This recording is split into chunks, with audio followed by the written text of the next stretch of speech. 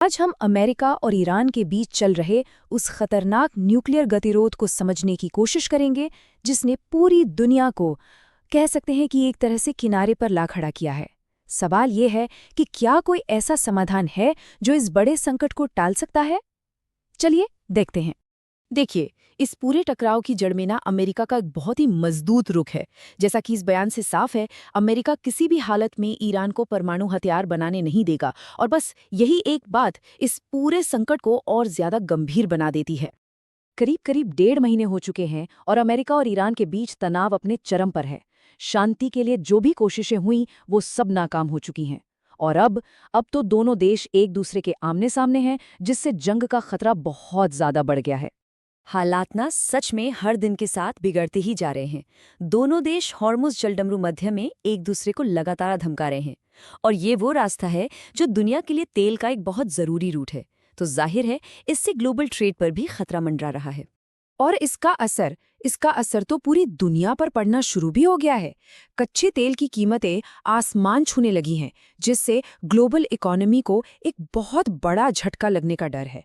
ये सिर्फ दो देशों की लड़ाई नहीं रह गई है, इसका असर हम सब पर पड़ सकता है। तो सवाल ये उठता है कि आखिर वो कौन सी एक चीज़ है जो इस पूरे मामले को सुलझने ही नहीं दे रही। इसका जवाब है एनरिच्ड यूरेनियम।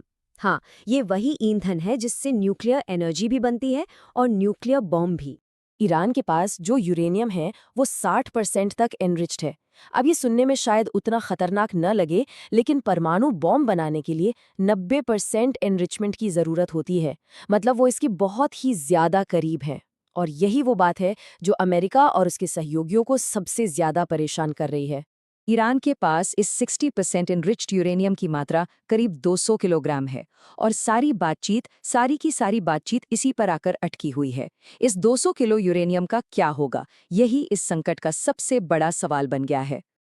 अब जब ऐसा लग रहा था कि भाई अब तो कोई रास्ता बचा ही नहीं है, तभी रूस के राष्ट्रपति व्लादिमीर पुतिन एक ऐसा प्रस्ताव लेकर सामने आए जिसने सच में सबको चौंका दिया। क्या ये प्रस्ताव इस संकट को हल कर सकता है? पुतिन का प्रस्ताव बहुत ही सीधा और सरल था। उन्होंने कहा कि ईरान अपना 200 किलो यूरेनियम रूस को सौंप दे। देखिए, इस तरह ये खतरनाक मटेरियल ईरान से बाहर भी चला जाएगा और ईरान को इसे अपने किसी दुश्मन देश को सौंपने के लिए मजबूर भी नहीं होना पड़ेगा। ये प्रस्ताव ऐसा था जिसमें दोनों पक्षों की जीत थी। एक तरफ अमेरिका को तसल्ली मिल जाती कि ईरान के पास अब बम बनाने का सामान नहीं है और दूसरी तरफ ईरान भी अपनी साख बचाते हुए इस संकट से बाहर निकल सकता था। मतलब एक परफेक्ट सॉल्यूशन जैसा।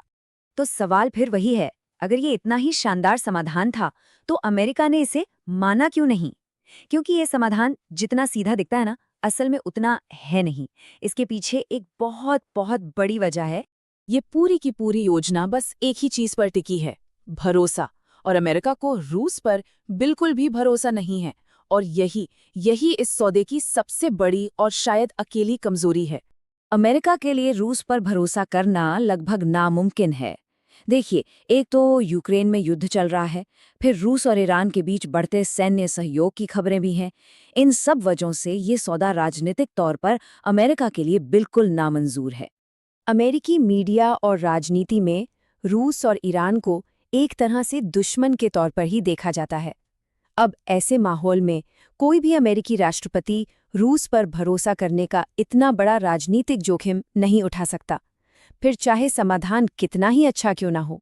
और जब बातचीत के सारे दरवाजे बंद हो जाते हैं तो युद्ध का खतरा अपने आप बढ़ जाता है।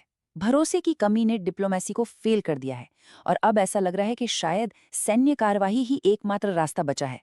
और अगर बातचीत पूरी तरह से नाकाम हो जाती है तो घटनाओं की एक बहुत ही खतरनाक चेन शुरू हो सकती है।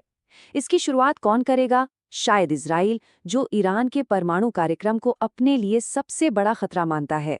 सच तो ये है कि समय बहुत तेजी से हाथ से निकल रहा है।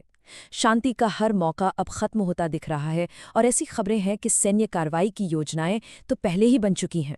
क्या दुनिया वाकई एक और युद्ध की तरफ बढ़ रही है? ये पूरा संकट हमें एक बहुत बड़े सवाल पर सोचने के लिए मजबूर करता है। क्या लीडरशिप सिर्फ अपनी ताकत दिखाने का नाम है, या फिर कभी-कभी अपने दुश्मन पर भरोसा करने का जोखिम उठाना भी जरूरी होता है? क्या एक अलग फैसला इस पूरी कहानी को एक अलग मोड़ दे सकता था? ये एक ऐसा सवाल है जिसका जवाब शायद हमें कभी नहीं मिलेगा।